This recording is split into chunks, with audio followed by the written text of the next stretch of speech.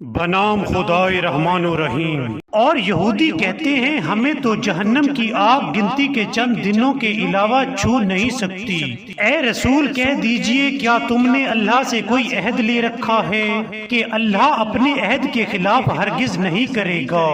یا تم اللہ پر تہمت باندھ رہے ہو جس کا تم علم نہیں رکھتے۔ البتہ جو کوئی بدی اختیار کرے اور اس کے گناہ اس پر حاوی ہو جائیں تو ایسے لوگ اہل دوزخ ہیں جس میں وہ ہمیشہ رہیں گے، اور جو لوگ ایمان لائیں اور اچھے اعمال بجا لائیں یہ لوگ اہل جنت ہیں جس میں وہ ہمیشہ رہیں گے۔ اور جب ہم نے بنی اسرائیل سے عہد لیا اور کہا کہ اللہ کے سوا کسی کی عبادت نہ کرو اور اپنے والدین، قریب ترین رشتہ داروں، یتیموں اور مسکینوں پر احسان کرو اور لوگوں سے حسن گفتار سے پیش آؤ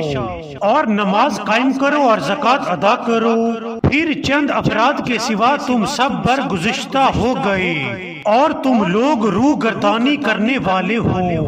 اور وہ وقت یاد کرو جب ہم نے تم سے عہد لیا کہ اپنوں کا خون نہ بہاؤ گے اور اپنے ہی لوگوں کو اپنی بستیوں سے نہ نکالو گے، پھر تم نے اس کا اقرار کر لیا جس کے تم خود گواہ ہو، پھر تم ہی وہ لوگ ہو جو اپنے افراد کو قتل کرتے ہو اور اپنوں میں سے ایک گروہ کو ان کی بستیوں سے نکالتے ہو، پھر گناہ اور ظلم کر کے ان کے دشمنوں کی مدد کرتے ہو، اور اگر وہ قید ہو کر تمہارے پاس آتے ہیں تو تم فدیہ دے کر انہیں چھڑا لیتے ہو، حالانکہ انہیں نکالنا ہی تمہارے لیے سرے سے حرام تھا۔ کیا تم کتاب کے کچھ حصے پر ایمان لاتے ہو اور کچھ حصے سے کفر اختیار کرتے ہو؟ پس تم میں سے جو ایسا کرے دنیاوی زندگی میں اس کی سزا رسوائی کے سوا اور کیا ہو سکتی ہے،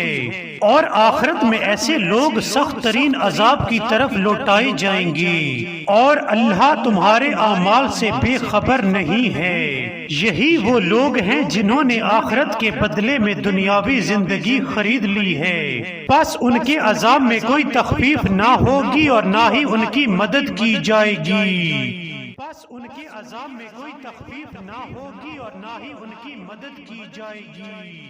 بس ان کے عذاب میں کوئی تخفیف نہ ہوگی اور نہ ہی ان کی مدد کی جائے گی۔